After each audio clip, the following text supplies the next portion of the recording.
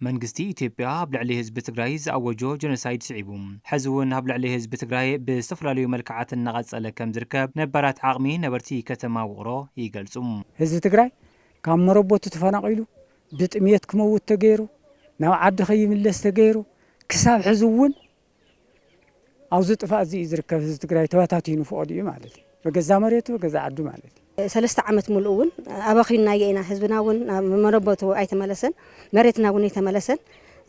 ዝነበረ ናይ ሕብረተሰብ ናይ ልምዓትና እውን ውሕስና እውን ኣይረኸበን ኣይለምዐን ተዝኸፍአ ሰላሕታዊ ጀኖሳይድ እዩ ዝፍጸም ዘሎ ሕዚ እውን ድሕሪኡ እውን እናተፈጸመ ጸኒሑ ህዝቢ ትግራይ ከም ድላዩ ኣብ ማሕበራዊ ኢኮኖሚያዊ ይኹን ኣብ ናይ ጸጥታዊ ውሕስ ይኹን ኣብ ጠቕላላ ኢኮኖሚያዊ ናብራ ማሕበራዊ ናብራ ኣጠቓላሊ ፖለቲካዊ ናብርኡ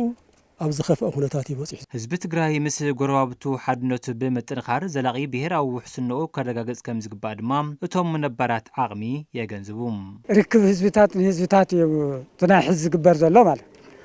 እዚ ዕርየ እየ ዝሃርፎ ኣነ ንባዕለይ ማለት እዩ ዕርየ እየ ዝሃርፎ ተጀሚሩ እውን ኣሎ ብጣዕሚ ደስ ካብ ዝብሉን እዮም እታ መፍትሒታ በታ ሕዚ ተጀሚራ ዘላ ስጋይ ስጋኻ ተባሂልና ዝበደለ ክሒሱ ብሕጊ ዝጥየቕ እውን ተጠይቑ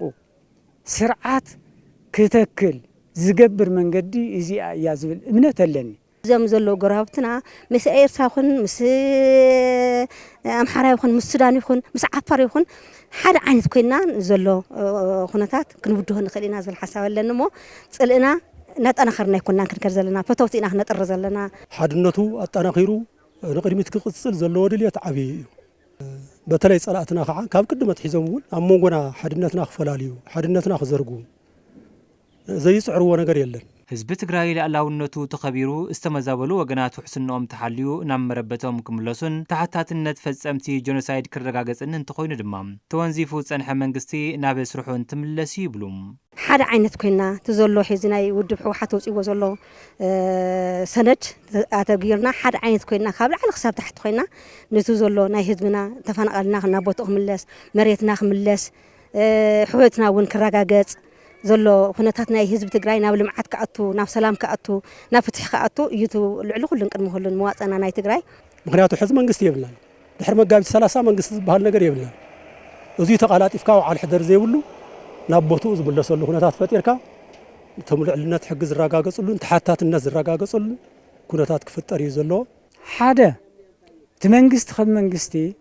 ሰለስቲኦም ናይ መንግስቲ ኣካላት ዝሓዘ እዩ ዝኸውን ምክንያቱ ሕጊ መውፅእ ኣሎ ሕጊ ተርጓም ኣሎ ሕጊ ፈጻም ኣሎ እዞም ሰለስቲኦም ኣካላት እንድሕር ሃልዮም ኣብ ሓደ ክልል ኣብ ሓደ ሃገር ቼክ ኤንድ ባላንስ ዝበሃል ስራሕ እዩ ዝካየድ። ትግራይ ኣትያቶ ዘላ ማሕበራውን ቁጠባውን ቅልውላውን ምፍታሕ ብሓድነትን ሕብረትን ንብሄራዊ ህልውና ደው ምባል ከም ዝጠልብ ድማ እቶም ነባራት ዓቕሚ ኣብሪሆም ቅድሚ ሕዚ እውን ዓለም ዘስደመመ ታሪክ ሰሪሑ መኪትዎም እዩ ሕዚ እውን ሓድነት ፈጢሩ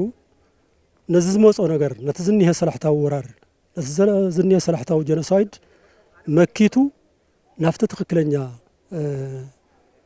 መዋጽኦ እዩ ከኣቱ ዘሎ መዋጽኡ ንዓና ከዓ እንታይ እዩ እንተኾይኑ ተሕዚ ተወሲኑ ዘሎ ውሳነ እዩ።